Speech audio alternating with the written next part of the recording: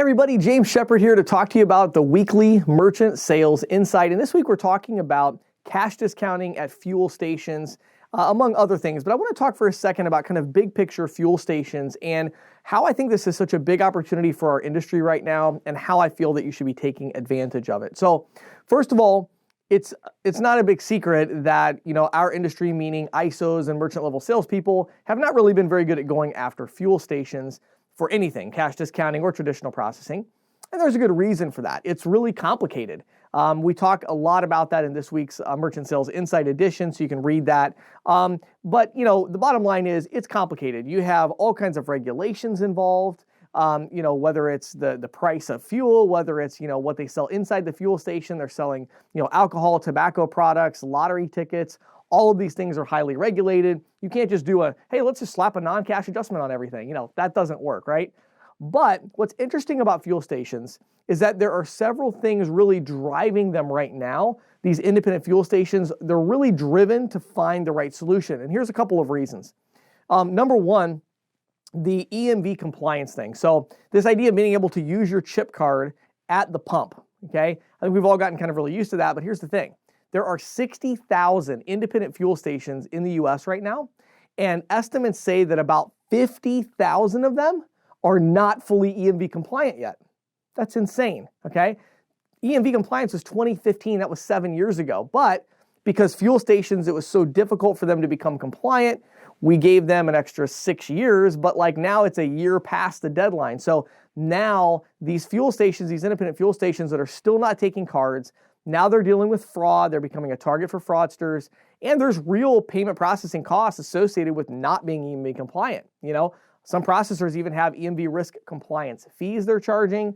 There's the fraud where all of a sudden you're liable for fraud transactions at the fuel station. So that's a big deal to them. Now you might think, well, why haven't they become EMV compliant? All you got to do is swap out that little card reader. No, the average cost, get this will blow your mind. The average cost for a 2-island fuel station, independent fuel station that needs to become EMV compliant is $80,000. $80,000. Now here's the thing. They're going to have to become EMV compliant sometime in the near future. I mean, they're going to have to. The penalties are going to become greater, like it has to happen.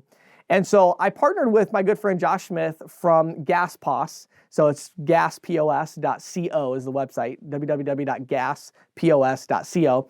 And I talked to him about this because we were talking about this issue, and it's we really need the ISOs and independent agents to stop driving by these independent fuel stations. They need to go in there and sell these fuel station owners on this. And so he has a really cool program right now that I'll talk more about in a little bit. But his technology is, software and hardware as a service. So rather than charging them $80,000, he is able to do a couple of options. Either number one, they can retrofit the pumps now. And so some of these pumps, the fuel station owners don't realize they don't even have to replace their pump. They can just retrofit the pump and take the EMV cards.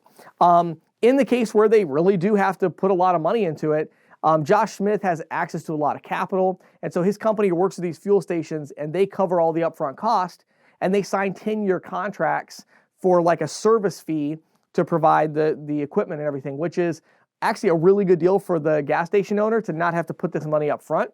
And it's also a really good deal for payments professionals because talk about your residuals being locked in. I mean, they are contractually locked in for 10 years in most cases, okay? So first of all, EMV, it's really on their mind right now. So if you go to an independent fuel station and they don't take your chip card, they are out of compliance. They are a year out of compliance right now. And it's on their mind. They know they need to upgrade their pumps. But here's the second big driver, cash discounting, right? Everybody understands cash discounting, I think, that's watching this video or listening. I mean, this is a big deal, right? We want to do cash discounting. And here's what's interesting about fuel stations. Fuel stations already love cash discounting. There's no resistance for cash discounting from them at all. In fact, fuel stations were the first business type to even do cash discounting at the pump. But what's crazy is that they've never brought it inside the store. And they do a lot of business inside the store. That's where they make all their money is, they only make maybe 5% margin on the fuel. But then they try to drive people inside so that they can, buy their soda or their candy bar or whatever it is. And so they're making money on what's happening on the inside of that location. But they're not doing cash discounting. And again, the reason is because it's not as simple as throwing a terminal in there. They're selling things where the cash discounting has to be different due to compliance issues on like tobacco, alcohol, lottery tickets, and other things like that I've mentioned. So with what Josh Smith has done at GasPos is they've actually just created this robust solution that handles the pay at the pump. It handles inside the store. It implements cash discounting on everything to like wipe out as much of the payment processing cost as possible, while still holding all these really advanced compliance. Like think about fuel. Fuel sales is crazy. You talk about regulation. I mean, price controls and all kinds of things. It is a highly, highly regulated industry. So Josh created this, system. His family actually goes way back as gas station owners. So he's really passionate about it. I did a podcast with him recently, and they've done a really good job with that. So number one, EMV is really, really driving things. Number two is you have this cash discounting situation. Finally, though, number three, there's a level of interest with these gas station owners where they're finally ready to have that conversation with an expert. Now, this is where I want to get practical. Okay, I understand you're not going to walk into a bunch of independent fuel stations. It doesn't even make sense. There's way too much complication for you to go in there and just sell them. You're not going to walk in a bunch of these stations and close them. That's not going to happen. What you can do is go in there and start a conversation. Then use a company like GasPos. And this, and again, I normally don't promote the companies that much directly, but the thing is, I actually don't know of very many others that are doing what they're doing. There are a couple, but these are tough to find as a company that does this.